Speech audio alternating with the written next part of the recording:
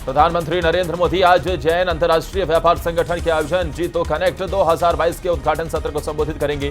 बता दें कि प्रधानमंत्री वीडियो कॉन्फ्रेंस के माध्यम से इस कार्यक्रम को संबोधित करेंगे। जैन अंतर्राष्ट्रीय व्यापार संगठन दुनिया भर के जैन समुदाय को एक मंच प्रदान करने वाला वैश्विक संगठन है। जीतो कनेक्ट कार्यक्रम के माध्यम से ये संगठन व्यवसाय और उद्योग जगत को आपसी नेटवर्किंग और निजी संवाद के माध्यम से आगे बढ़ाने का रास्ता प्रदान करता है।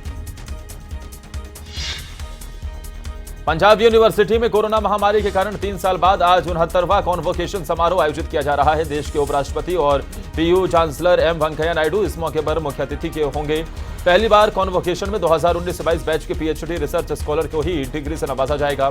1128 रिसर्च स्कॉलर को पीएचडी डिग्री दी जाएगी। समारोह में कई वीआईपी समेत 1300 लोगों के बैठने का इंतजाम किया गया है। कॉन्वोकेशन 2 चरणों में होगा। मुख्य अतिथि एम वेंकैया नायडू 6 विभिन्न हस्तियों को सम्मानित करेंगे। महाराष्ट्र समेत देश भर में लाउड स्पीकर पर हो रहे विवाद के बीच इलाहाबाद हाईकोर्ट ने अपने फैसले में कहा है कि मस्जिदों में अजान के लिए लाउड स्पीकर का इस्तेमाल मौलिक अधिकार नहीं है। हाईकोर्ट ने अपना यह फैसला सुनाते हुए लाउड स्पीकर का इस्तेमाल किए जाने की इजाजत दिए जाने की मांग वाली याचिका को खारिज कर दिया है।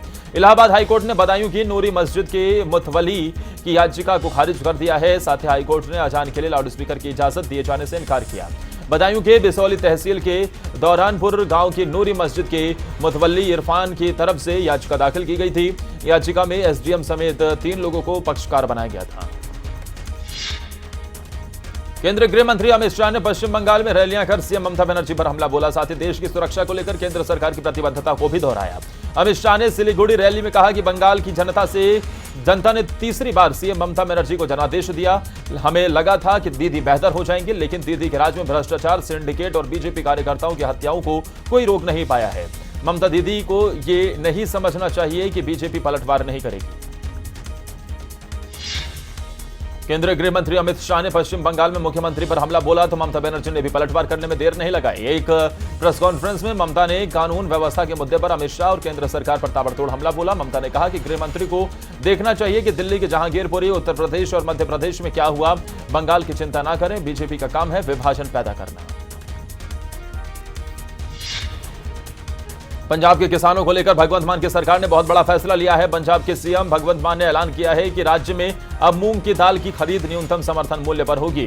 पंजाब सरकार के इस फैसले के बाद राज्य के किसान अब साल में 2 नहीं बल्कि 3 फसलों का लाभ ले सकते हैं। पंजाब के सीएम भगवंत मान ने कहा है कि हम मूंग की फसल पर एमएसपी का ऐलान करते हैं। आपके जितने भी मूंग की फसल होगी हम उसको एमएसपी पर खरीदेंगे। अगर आप मूंग उगाना चाहते हैं तो जरूर उगाएं, लेकिन उसके बाद धान की 126 और बासमती की फसल को अपने खेत में उगाएंगे। बीजेपी नेता तेजिंदर पाल सिंह बग्गा को पंजाब पुलिस ने दिल्ली से गिरफ्तार कर लिया है।